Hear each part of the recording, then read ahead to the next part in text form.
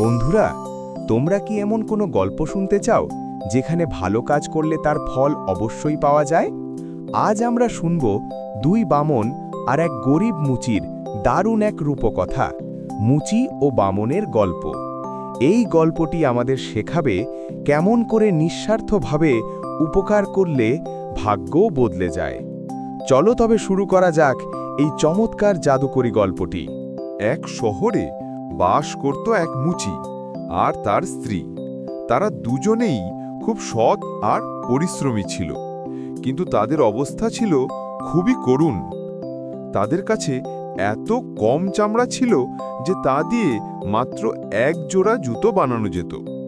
মুচি চামড়া কেটে তৈরি করার পর ভাবল পরের দিন সকালে সে এটা দিয়ে জুতো সেলাই করবে।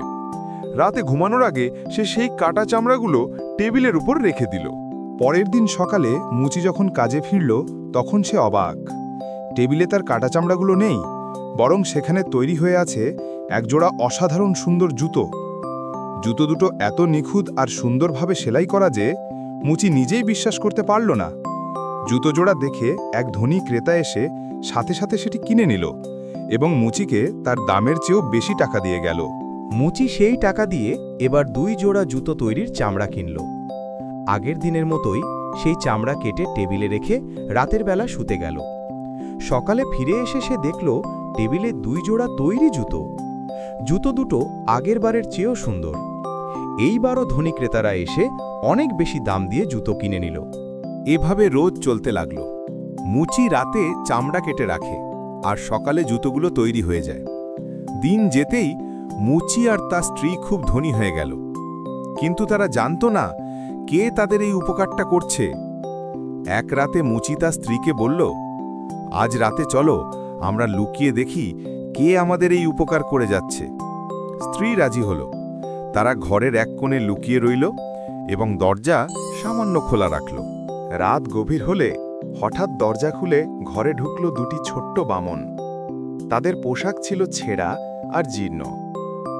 বামন দুটি দ্রুত টেবিলে রাখা চামড়ার কাছে গেল এবং তাদের ছোট্ট হাত দিয়ে এত দ্রুত সেলাই করতে লাগল যে চোখের পলকে জুতোগুলো তৈরি হয়ে গেল। কাজ শেষ করেই তারা চুপি চুপি ঘর থেকে বেরিয়ে গেল। মুচি আর তার স্ত্রী বামনদের দশা দেখে খুব কষ্ট পেল। মুচি বলল, ওরা আমাদের এত উপকার করছে, অথচ ওদের পোশাক দেখো কত ছেঁড়া আর পুরনো। স্ত্রী তখন বলল, চলো আমরা ওদের জন্য কিছু করি। আমি ওদের জন্য ছোট্ট ছোট্ট সুন্দর জামা প্যান্ট সেলাই করে দেব, আর তুমি ওদের জন্য ছোট্ট জুতো বানিয়ে দাও। পরের দিন তারা বামনদের জন্য নতুন পোশাক ও জুতো তৈরি করে টেবিলে রাখল। সেদিন রাতে চামড়া না রেখে শুধু উপহারগুলো রাখা হলো। রাত গভীর হল। বামন দুটি ঘরে ঢুকেই অবাক।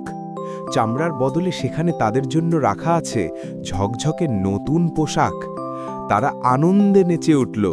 দ্রুত তারা পুরনো ছেঁড়া পোশাক ফেলে নতুন জামাজিতো পরে নিল। বামনরা খুশি হয়ে মুচির জন্য একজোড়া সোনার জুতো উপহার রেখে আনন্দে গান গাইতে গাইতে ঘর থেকে বেরিয়ে গেল। আসলে বামনের রূপে তারা ছিল ভালোরূপী আত্মা। সেই রাতের পর বামনরা আর ফিরে এলো না, কারণ তারা জানত মুচি আর তার স্ত্রী এখন নিজেরাই সব কাজ করতে পারবে। তবে মুচি আর তার স্ত্রী তাদের বামন বন্ধুদের উপহার পেয়ে খুব খুশি হল এবং সারা জীবন খুব সুখী ও ধনী হয়ে রইল। গল্পের নীতিকথা হল, অন্যের প্রতি দয়া ও কৃতজ্ঞতা দেখালে আমরা নিজেরাও তার ভালো ফল পাই। বন্ধুরা, গল্পটা তোমাদের কেমন লাগলো? যদি তোমরাও মুচি আর তার স্ত্রীর মতো দয়ালু হতে চাও, তাহলে ভিডিওতে একটা লাইক দিয়ে দাও। তুমি কখনো কারো নিঃস্বার্থ উপকার করেছো কিনা তা কমেন্ট করে অবশ্যই লিখবে। আর এমন আরও সুন্দর সুন্দর রূপকথা ও শিক্ষামূলক ভিডিও দেখতে আমাদের চ্যানেলটি সাবস্ক্রাইব করে নাও এবং পাশে থাকা ঘন্টা আইকনটি টিপে দাও। খুব শীঘ্রই ফিরব নতুন গল্প নিয়ে। বিদায়।